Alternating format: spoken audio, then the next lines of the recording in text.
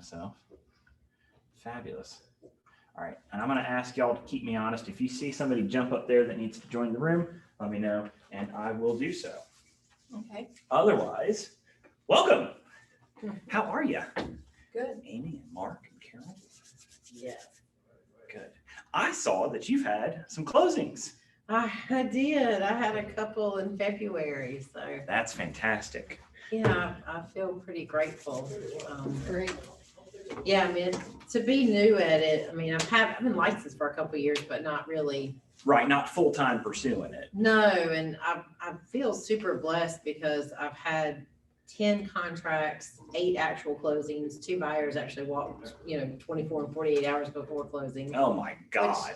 Yeah, that was a sucker punch. I'm not gonna lie. That was just before was Christmas. it financing fell through or something? So one of them, he had gotten some stocks. He's like a higher up within his company, and he had gotten some stocks as a gift the year before, but I guess he either missed the memo or he said he didn't realize that they were going to be taxing them starting January. Yeah.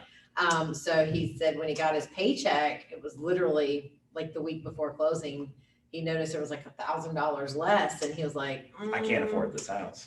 Well, yeah, that's what he said. He said, Amy, I could still do this because it was some hunting land that he was buying in Smithfield. Oh, okay. And he said I could still do it, but I'm afraid that if something else popped up, then I'd be leaving my family in a position of vulnerability. So, well, at least in that case, that there wasn't a seller in a house that was then suddenly. Yeah, that made me feel good. And the other one was. The other one was a bit strange, if I'm just honest.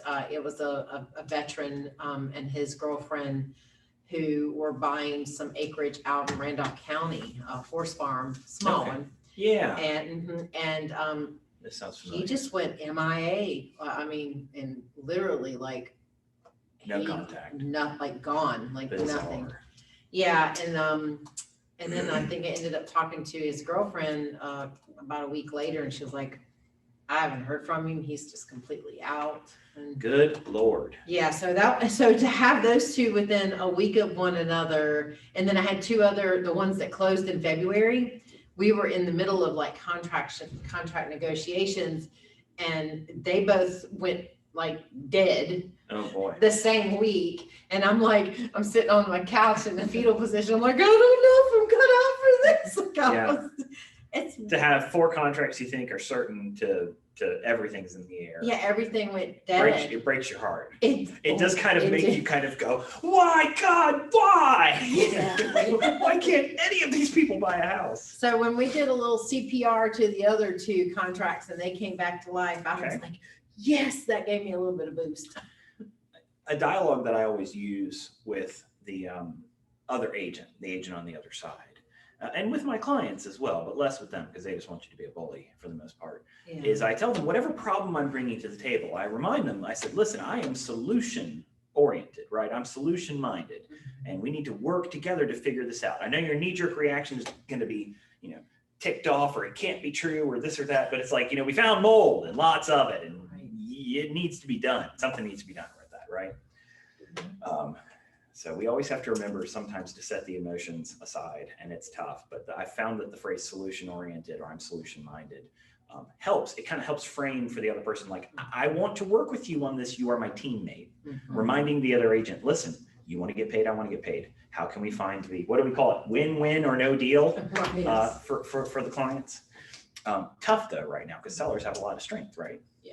The only real leverage a buyer has is to say, well, do you really want to go back on the market? And maybe they might have a better backup offer and say, well, screw you. Yeah, sure. I'll go back on the market. But most people, with all the dominoes lined up the way that they are, would rather make a small concession and move on. Right. But that's also why on the list side, I tell buyers, like, we're not making repairs, but we might make a concession if it's something that needs to be taken care of. But I don't want to deal with contractors, especially contractors right now are so backed up. No kidding. And especially if we're talking about 30-day Right. closing time. But again, everybody's different. I can see Mark looking at me. It's like, I have my own strategies.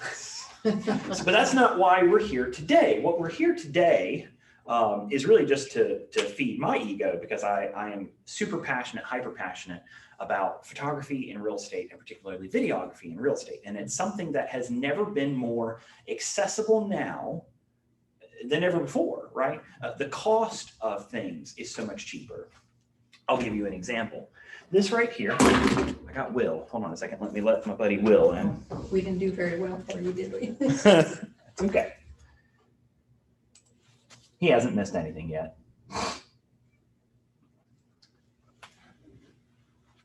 Will, how are you? Oh, hello. Oh yeah, hold on a second. Let me keep talking. Am I the only one here? No, we got people here, although somebody mucked around with my sound system again. Oh dear. God dang it.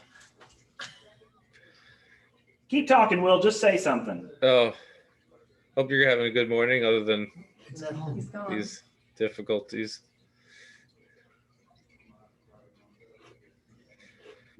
Oh, well.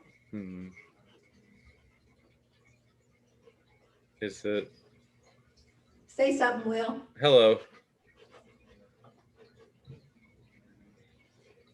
Guess we're not getting anything now. Is he talking? No, I don't know that he can hear us. I can hear you. Hi, we hear Can you you. hear me? Yes, Now you're yay. nice and loud. Okay, all right, cool. Not as bad as I thought it was. I am, however, going to make sure that you are hearing us through the question. Give me just mama. Every time I come in here, somebody's mucked around with my settings. Speaker, microphone, Yeti. Cool. All right, we're good there. I can hear you. You can hear me. Wunderbar. Welcome, Will. You actually know what the class is today?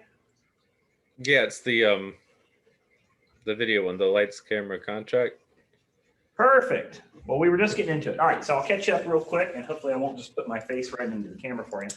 I was talking and sharing with how the tech for photography and videography has never been cheaper and never been more accessible. And this right here is a perfect example. This here is called a gimbal, or you may be more familiar with hearing it called like a stabilizer, right? Or a Steadicam. A gimbal is just a small version of a Steadicam. Steadicams are $250,000. It's a whole body rig that you wear. Don't buy that. Obviously, you don't need that. It's cheaper to hire someone who has one than it is to deal with one. This right here was $86 on Amazon. $86, right? And it has little servos into it that once you put in your phone and turn it on, completely perfectly stable, amazingly stable. You pair that with a modern phone. What kind of phones does everybody have here? iPhone. Okay, so iPhones and the modern Androids all have the same thing too. They have image stabilization built into them. I have right here, I don't even have an S11. I don't have the top of the line. I have a Samsung A51, which is their mid-range model phone, right? It has 4 cameras on the back, 2 on the front, and everything that I would ever need it to do. It's got wide angle lenses and everything. You could go and spend a tremendous amount of money on expensive cameras and expensive equipment, but you could get amazing results from something like this. Now, when it comes to photographing a house, I'm always going to recommend a DSLR of some kind, right? This right here is a Nikon D3100. You could probably pick up one of these suckers for like 200, 250 bucks now. This is an older model. But there are still point and clicks by Sony and Canon that have amazing quality. The one thing that you need for interior photography, if you have any interest in doing interior photography yourself, is a wide angle lens. I don't want to get ahead of myself though, right? Wide angle lens allows you to make those interior spaces look much bigger. How many of you have been at a showing and your clients say, it looks so much bigger in the pictures online? One of these suckers, you see that big old lens on that? That's what makes the small rooms look big, right? But I say all this to say that never before has this tech been cheaper and more accessible. So the real question is, how do you want to incorporate it into your business? Many of you probably would have a real estate photographer come photograph your properties, and that's totally fine. I highly encourage that. In fact, especially if you're paying somebody 150 bucks to do it, it's probably worth more your time to have them come out and do it than for you to do it. But What are some examples of photography that a realtor would be using in everyday life? Something we're not going to hire a photographer for. Just us with clients. proposing. Pictures of you with clients. That's great. Where would you post those pictures? Email, Facebook, Facebook. social media. Facebook, social media, whatever your poison is, social media, because we now more than ever, right, with the millennial generation, let's just say my generation, I will own them.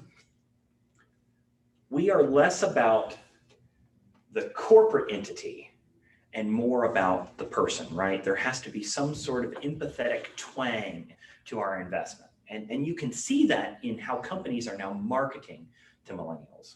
Can any of you remember a Subaru commercial? Mhm. Okay.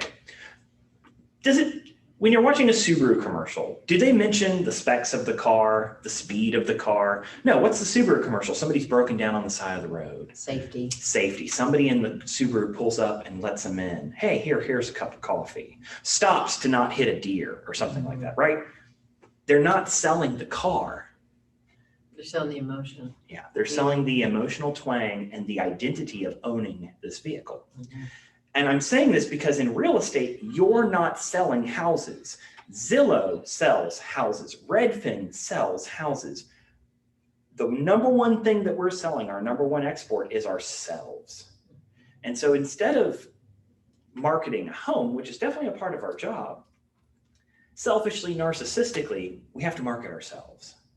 And the best way to market yourselves today is by having one of these evil bricks in your pocket and using it all the time, right? Now, you don't want to be, there's a balance, right? We all know the agent who posts too much, Yes. right? Isn't it annoying? You're like, come on. And they seem so phony. We've all seen that person. Hey, so-and-so, blah, blah, blah, and here I'm in the thing. And yes, we're going to, and I will say it is one trait that is so human. We are very, very good at figuring out who is genuine and not. We know when something's an act. It's kind of an uncanny valley sort of a thing, right? And people, if they're going to empathetically want to buy something, lend on the emotions, they want to see who the real you is. So if the real you is kind of funny and clever, and you're out in public and you see a sign, oh, hey, let's do this thing. You know, oh, isn't that funny? Let me read that a funny way and share that. Now, how many of you currently are actually active in your social media? And I want to say this is not a social media class, but this is ultimately where we wind up posting. Right, yes. So what would you say is your poison, Mark? Like where is your primary kick? Where do you like to post? Facebook. Facebook, okay. It's and I just really don't even fool with the other ones. Sure. I mean, I know the other ones are important, but I just never learned it. So. Yep, Facebook's fine. A good thing that might help diversify your Facebook actually kind of feeds into it would be Instagram. Instagram is owned by Facebook, and anything you post on your Instagram, you can immediately have posted to your Facebook as well, very easily, because it's owned by the same company. Mark Zuckerberg is effectively in charge of 2 billion people, right?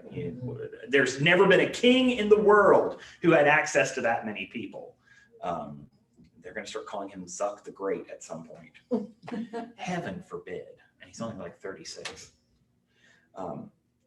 So Instagram is a good thing. But even within those platforms, we have all made posts, right? Business page posts. But are we allowing people who follow our business to see our personal pages as well? Everybody's a little bit different on this. So I only have a personal page. I haven't been brave enough to create a business page because I'm not really sure what that, I guess, should look like. Sure. And how I should be posting to kind of give that consistent stream. So I've just stayed away from that. So you've seen on Facebook that I do post some Simpsons. Oh, sure. Well, and I love that. I love wins, right? Yeah. And I know for us, sometimes it feels like we're being selfish when we post our wins, like it's almost braggadocious. But in a way, people want to see that you're successful. Well, yeah, and I started to post, it's funny that we're talking about this because I started to post something about the two that didn't go through, just to be very transparent about the world of real estate.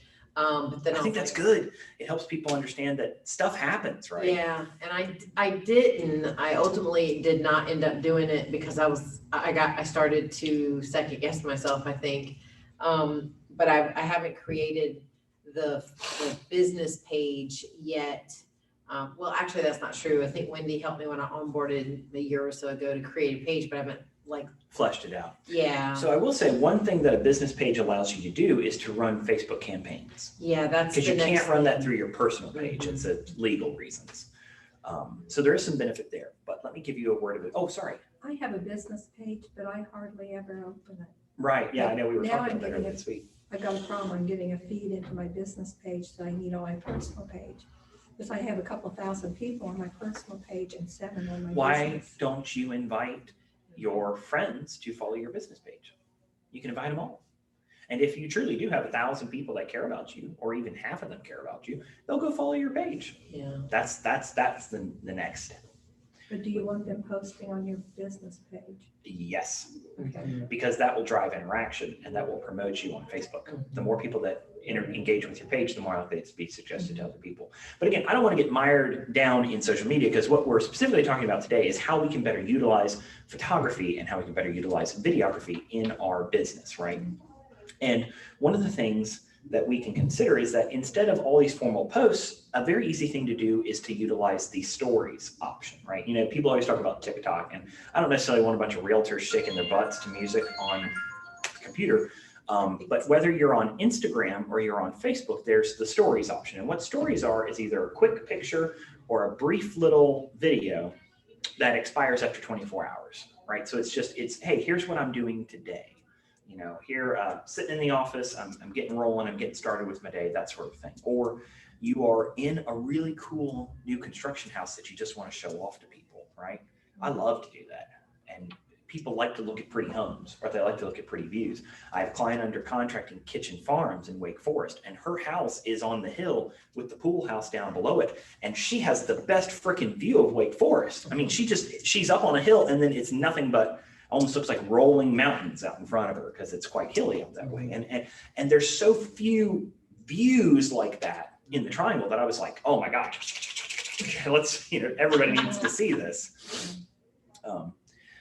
All right, so let's talk a little bit. Let me get back to my notes right here. How many of you are familiar with the rule of thirds?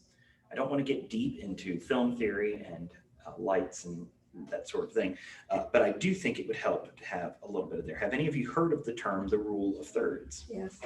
You have? Will has. Well, I have to. All right, Will, share with us. What do you know of the rule of thirds? He's talking, but we hear nothing. What the heck? Has he got his? Does he have some other mute? We can't hear you. Oh, no, I'm sorry. I had my microphone muted. So you wouldn't hear the fire alarm going off downstairs.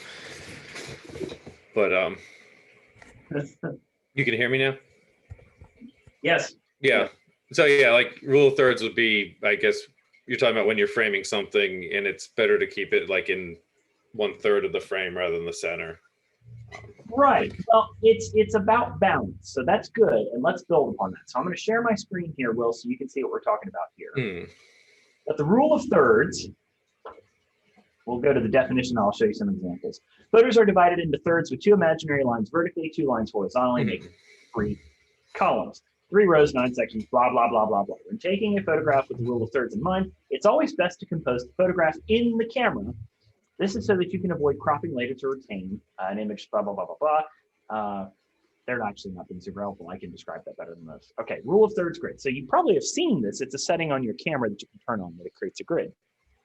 But it's not super helpful to just see the grid. Let's see what a well thought out rule of thirds image looks like, right? So just a little bit of theory, and then we'll come back to this with homes because this is important for homes and framing for yourself.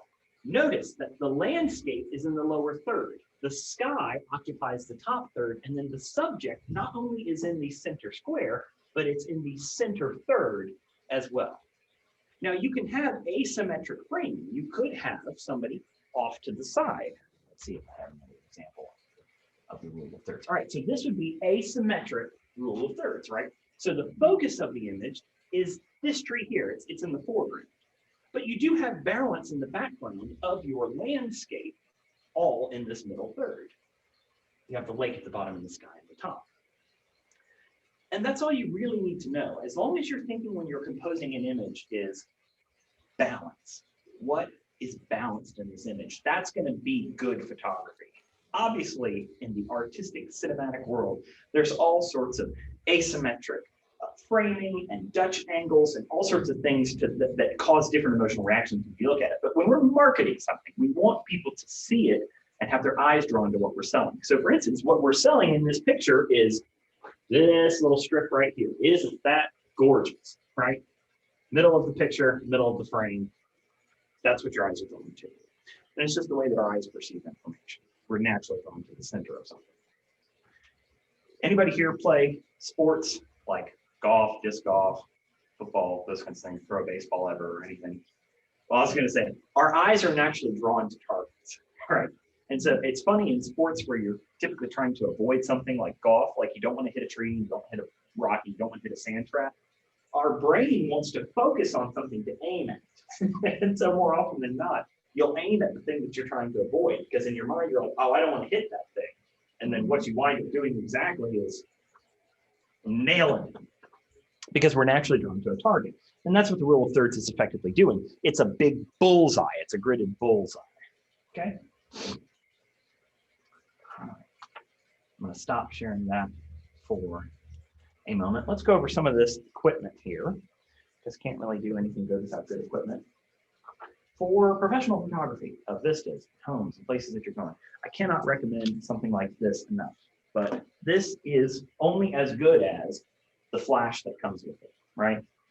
This little thing has a flash built on top. Problem with that is, do you see the size of that versus something like this?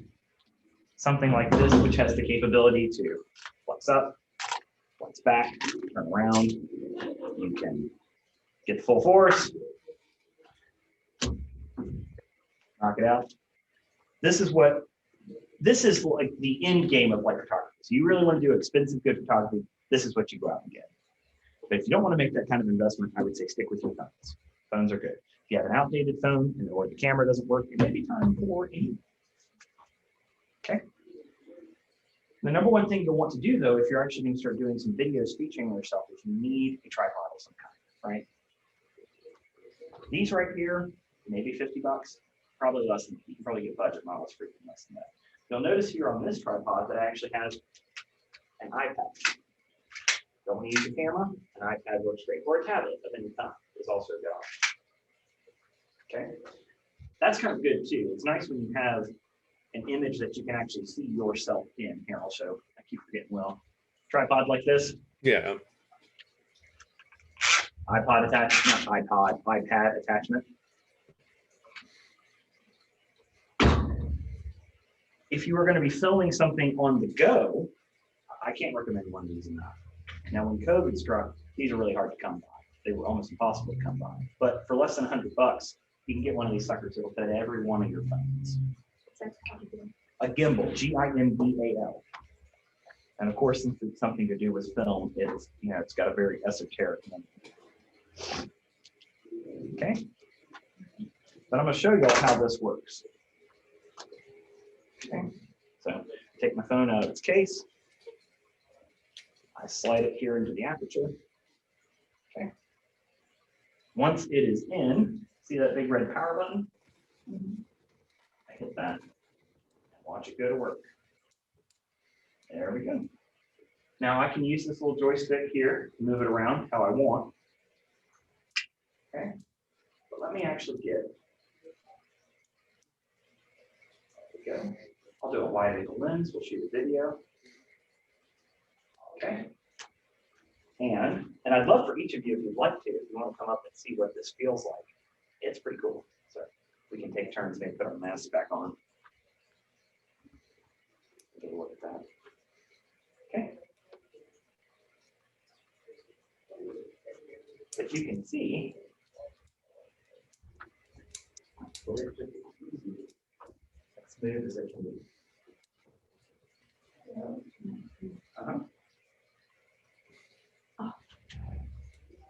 But it's very, very, very So who wants to be the first?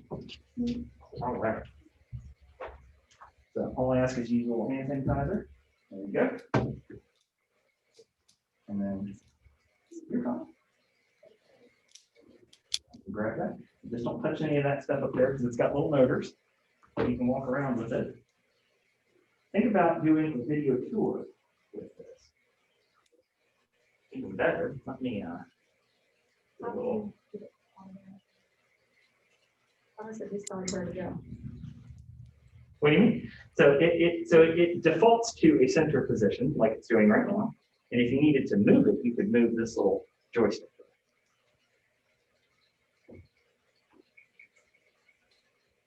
Yep. Yeah, And you find that better than just doing your phone? absolutely. Oh my God.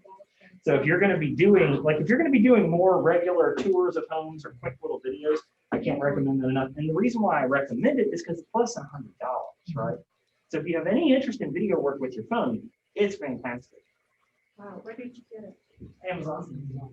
Amazon. I'm So Mark, you want to give it a go?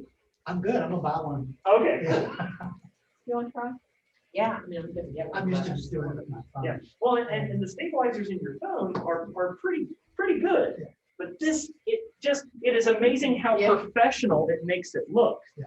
And I'll come back by the camera so you can see what I'm talking about. That's all right. I have one of those actually. You do perfect. Hmm. Can you get on Amazon after this? Yes, ma'am. You can see, I mean, it's just great. I mean, you can really get going with it and it will stay. Now, this one's smart. I don't have it turned on, but it has an app that goes with it that you can tell it to like focus on a face and lock into a position. And so no matter where you go, it will pivot to follow that person. That's really cool. Yeah. And notice how smooth the image is. So like you used to spend so much money to achieve this result. When I was a poor film student in college, this is what I made.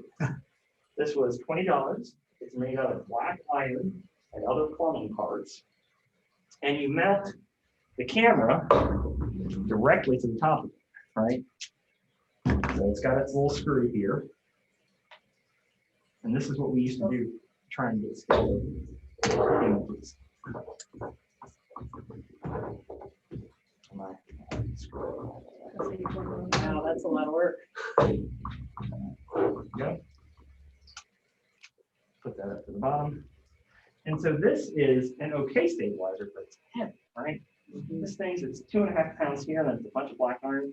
And as you hold it like this, it creates a stable image, but not nearly as stable as that. That's got a brain that knows to stabilize. It does. I can take it up from you. I remember seeing one of those, but it was so expensive, I thought, I didn't really need that. So, Will, you can see here, Hmm. nice gimbal. Okay. And you turn it off. Is it a particular brand, Robert, or Yeah, so this is a Kimball? HOHIM, H-O-H-E-M. Let's see if I can find it.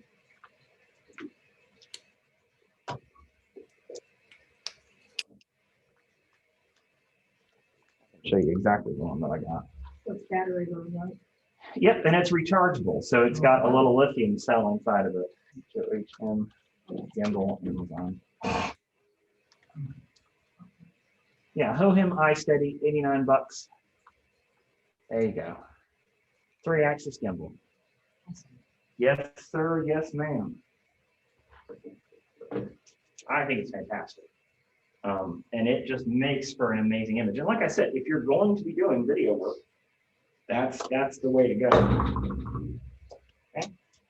But I did want to bring this old stabilizer so y'all could just see what the Stony just looked like for us poor film students.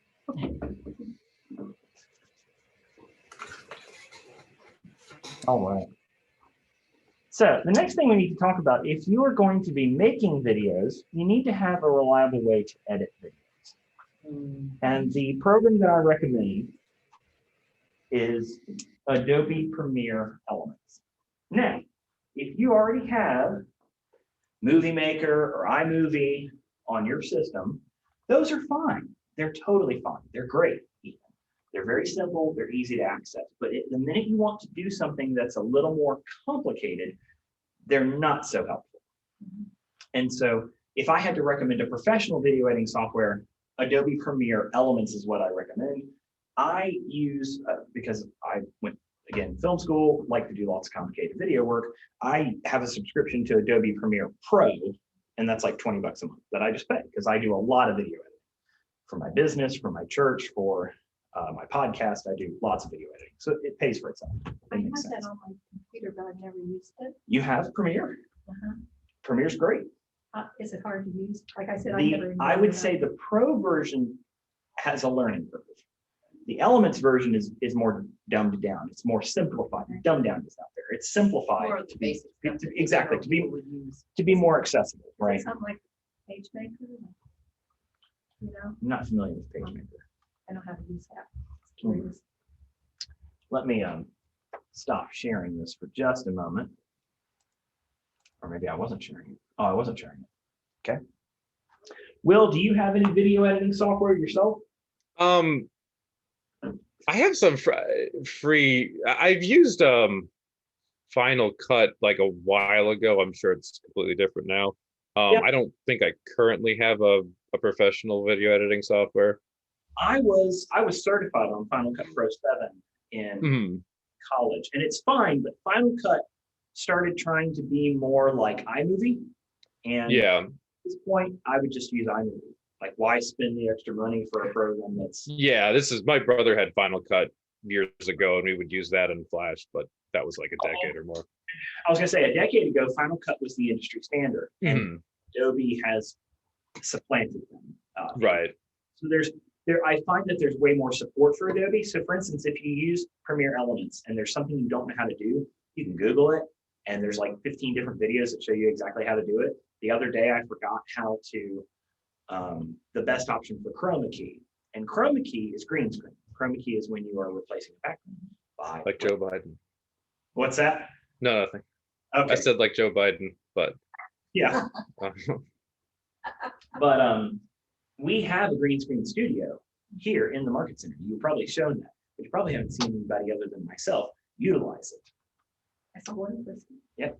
Well, the good news is that with this type of program, you have options, right? So right now, if I was to tell you how to use the green screen, you did not have a decent camera or really a video editing software, I would tell you to use Zoom. We all know how to log into Zoom and how to record on Zoom. And Zoom can replace your background. Have any of y'all played with the settings to change your background in Zoom? Okay, well, it's pretty easy. Yeah. I'm not in the image. Use it. Over here where you have your video option, see this little pop-up? You can say choose virtual background. Oh, And let's just say, well, I'll go to outer space. Why not? Yeah, we'll do that. Okay. And do.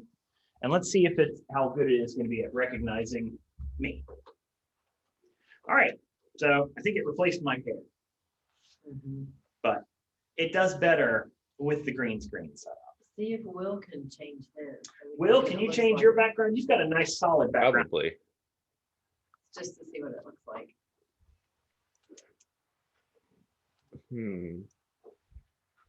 Where is it?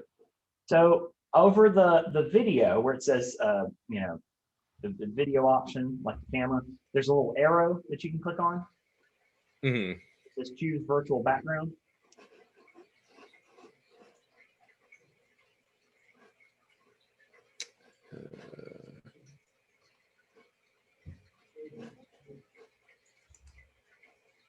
Do you see what I'm talking about? Yeah.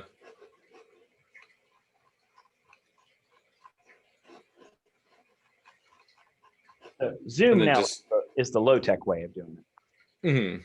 You should have had some like default images you could select, like San Francisco, outer space. and- Oh, here it is. No, Are you on a Mac or a PC, buddy? I'm on a PC. Okay, well, it should be the same setup as what we're looking at here. Oh. It says virtual backgrounds and it just says none. Oh, well then how about you add a picture? You have something work safe on your computer? Probably. I thought it showed the stars one. But it's the same. Well, I set mine to be the stars. When his actually comes through, since he's our big image here, we'll see that change. I realize I've created a recursive image here. It was funny when it was you on the camera. Mm-hmm.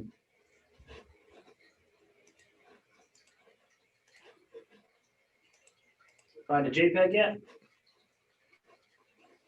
Okay. No. Well, while he's working on that, here I'm telling you that it's super easy. Oh, here we go. Hey! Yay! That's cute. So you see, Uh-huh. easy.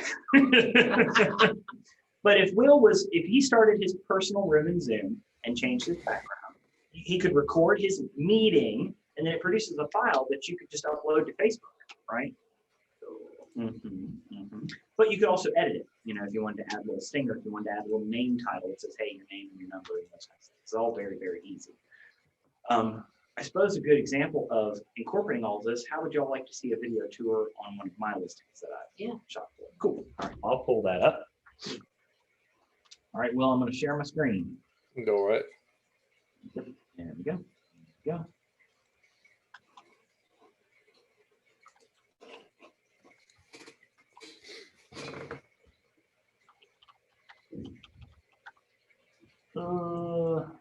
Here, let's try this.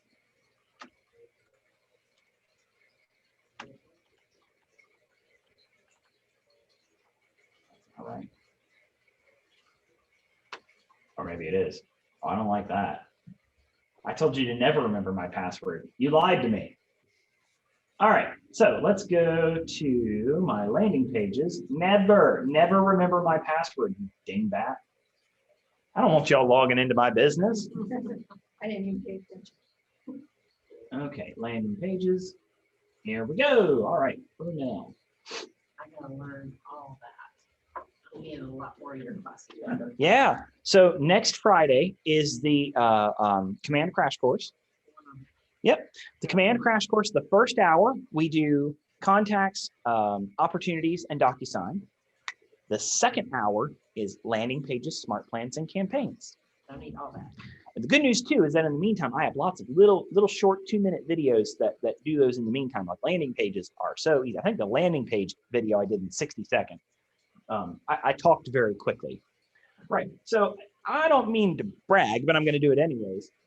These pictures, this listing, I did the photography, obviously, for my listing. And it's a way to save some money.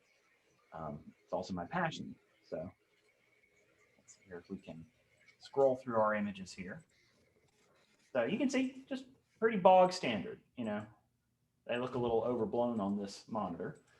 But, beautiful home. It's under contract now, by the way, so my apologies there. But here is a video tour. Now, I will say I did not do the drone photography. Is this computer going to struggle to handle the video? Turn that on. That looks familiar. You think? Yeah, I think. Oh, for God's sake. This thing's chugging like a frat boy on a Friday night. I'll say again, I didn't do the drone photography. I don't mess around with the FAA. So this was shot on my gimbal. Oh my God, please load. All right, I'm gonna pause this and see if it can buffer out a little bit. Come on, come on.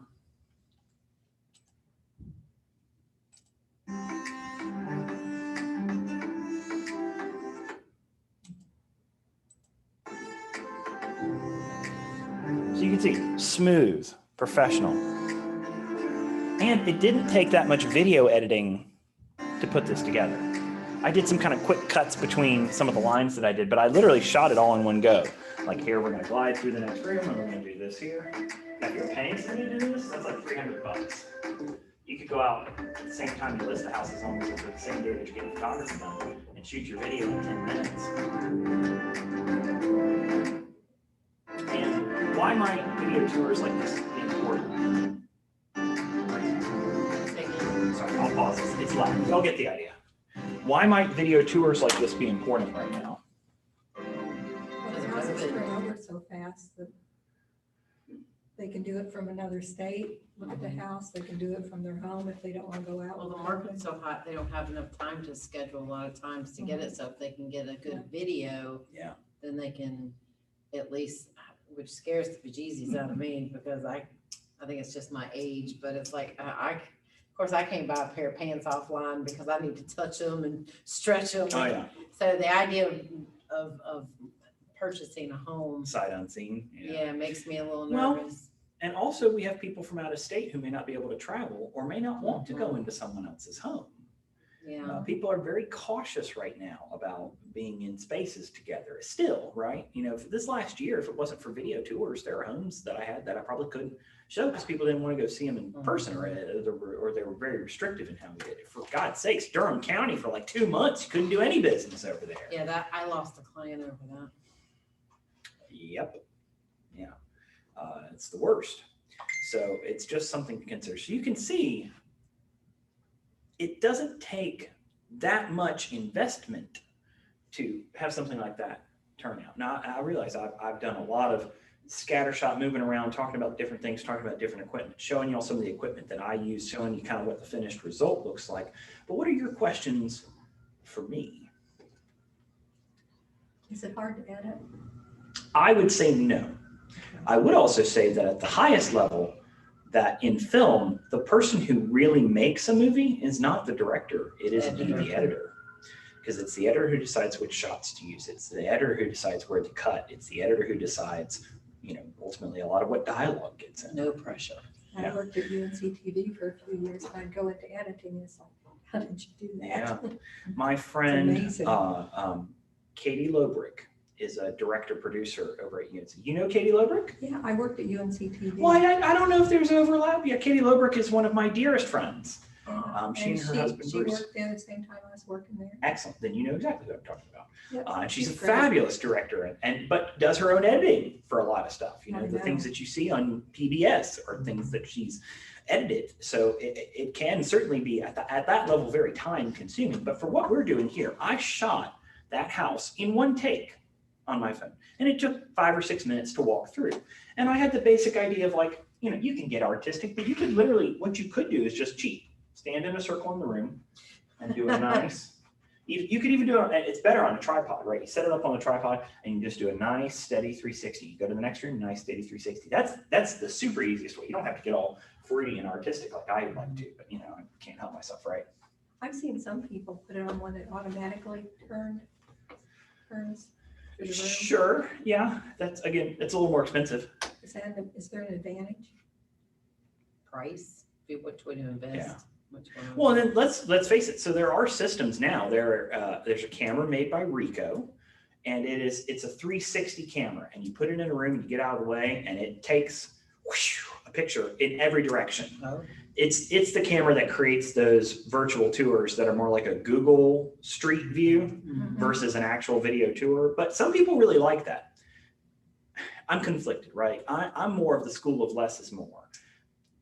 What advertising for us with a property is bait. We want to get them in the home. And sometimes if you show them too much, they might rule it out. Oh, I don't like that mantle. Well, you might like 9 of the other things in the house, but you can, if you're looking at 30 homes online, you're looking for things to rule homes out because you obviously can't go look at that many in person. And so you want a balance of, yes, I'm showing off the home. Yes, I'm showing off the features, but I'm not necessarily making them feel like they're standing in the home themselves.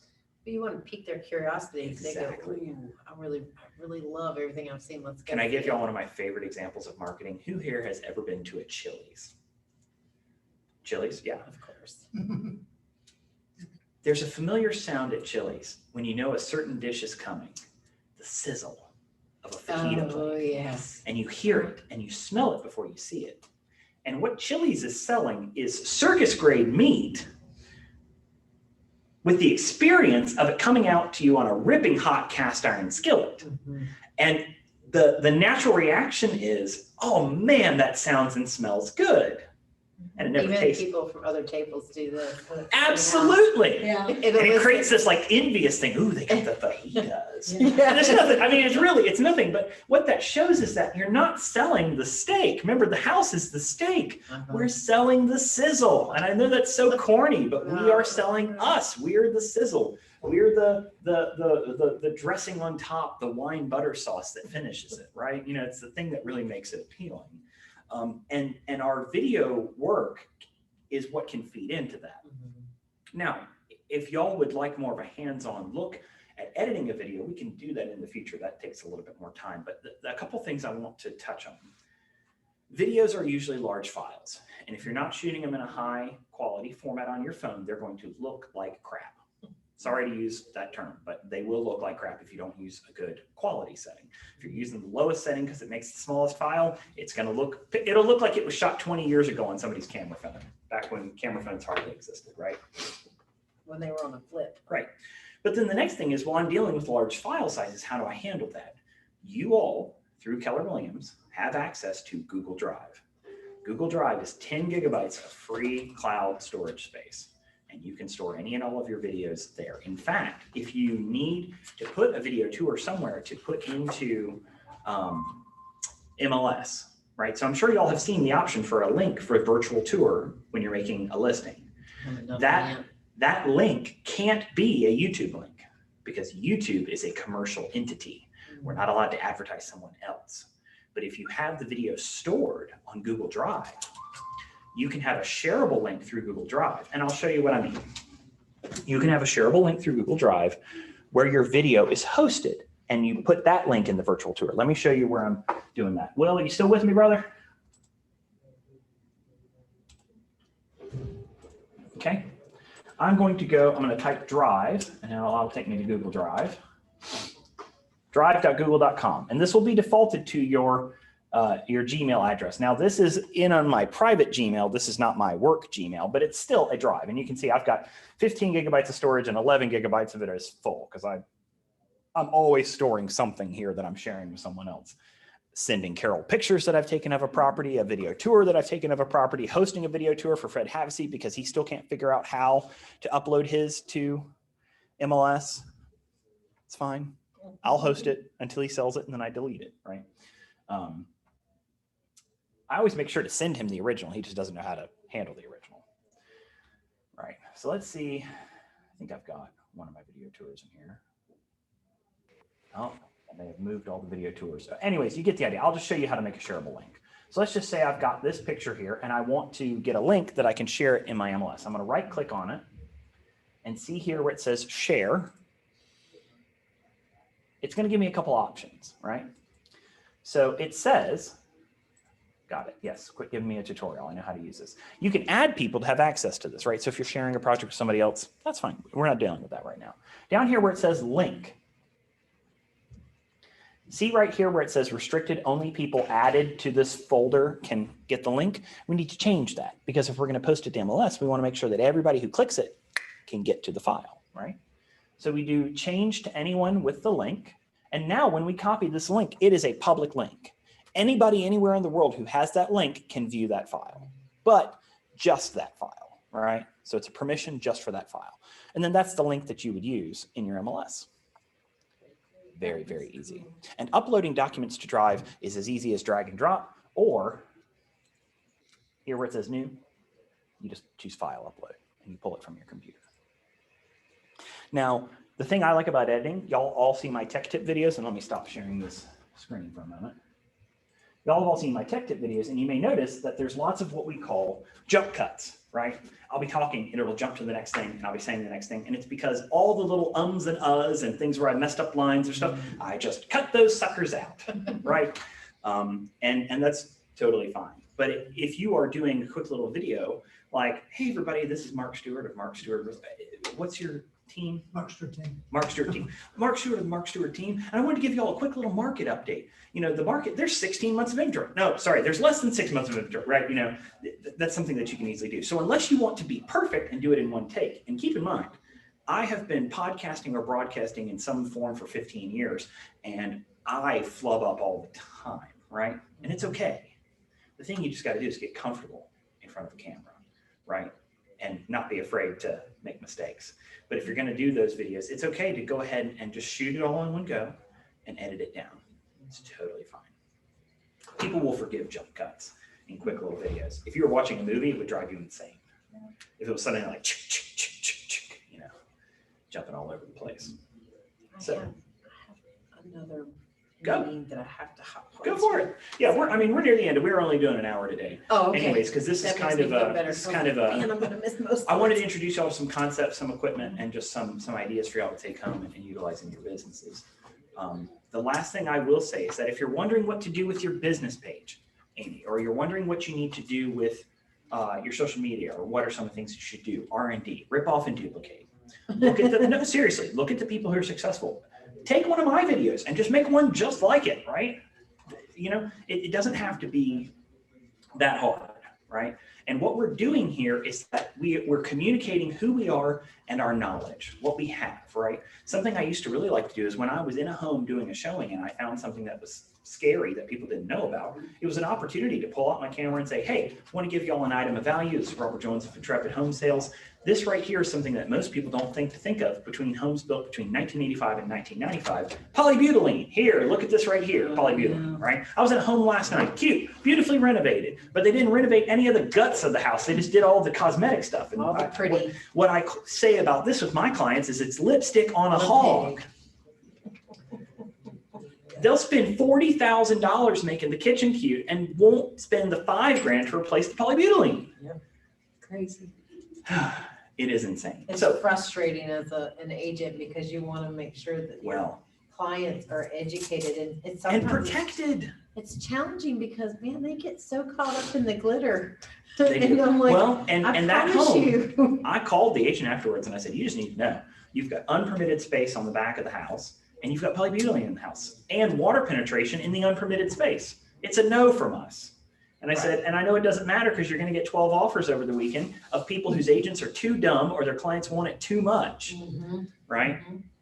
Even in a suit, I'll pop my head into a crawl space just to verify that whether it has polybutylene or not. Yeah. You know, how old is, now you don't have to go be a home inspector. I'm not telling everybody has to crawl under a house, but it is worth doing your due diligence. Well, and it's super, I mean, it's just a small little added way to serve your client. Because Absolutely. ultimately, that's what you're there to do. Well, and even though they may be bummed that it's not the right house for them, they are going to be so So glad impressed, they dodged so that bullet. impressed with your professionalism and your knowledge base, right? And some of that you just get over time, right? You've been in contract with properties like that, and you're like, oh crap, Yeah. the one house I decided to not poke my head underneath. Bitchin'. Yeah, well, it's like I sold a house from the 1970s with a VA loan, and it had aluminum wiring. Oh. I've only ever come across one house with aluminum wiring, and that was the one. Now, for my client, he had a background as an electrician. He's like, whatever, I'll just splice the ends. He's like, no big deal. And I said, I didn't hear you say that, but whatever. What you do once you own it is on you, not me. But you're free, right? Okay. We're good. Thank you for being here today. Thank you for having me. Of course. But last minute questions that you might have for me, maybe some tips or some content ideas. Which is the best for doing the videos for social media? Is it the computer or the phone? In taking the video? Yeah, if I'm gonna do a video. So I would say the phone gives you more flexibility unless you were to get an external webcam like this here that gives you some room to move around on it. But if you have the phone, you have the freedom of laptops are always going to be lower on a table, and that's going to create what we call the Wern angle. Everybody looks bad from this angle, Yeah. right? It, like you get double chins, and it makes your face look longer and fatter. And so ideally, you want the camera up about eye level. You know, and we're talking about, this is a perfect example. Will, I'll use you as an example here. This is what we call a medium to a close shot. Notice how he's basically framed in the center.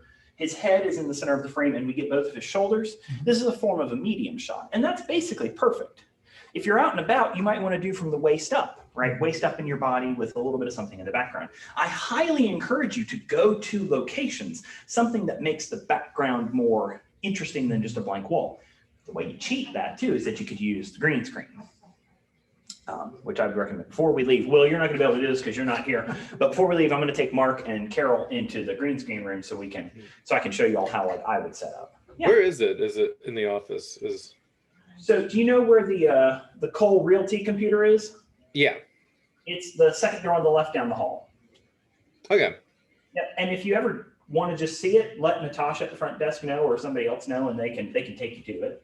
But it's got the lights in there and the green screen setup. You turn on the lights, you set up the camera, and you go. Yeah. So it's just lights and green screen and.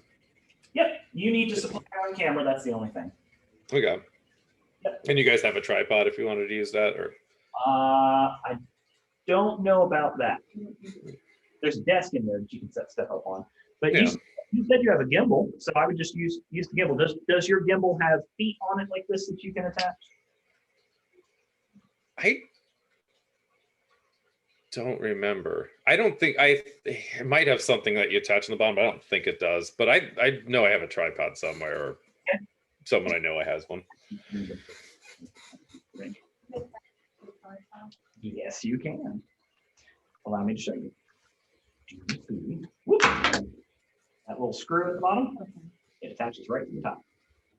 If I was thinking the setting, if it follows you, that would be great in there. Well, and you'll probably want to stay stacked. Set up a mark on the But I floor. mean, you can move a little bit Sure, absolutely. and still stay centered. Absolutely. Absolutely.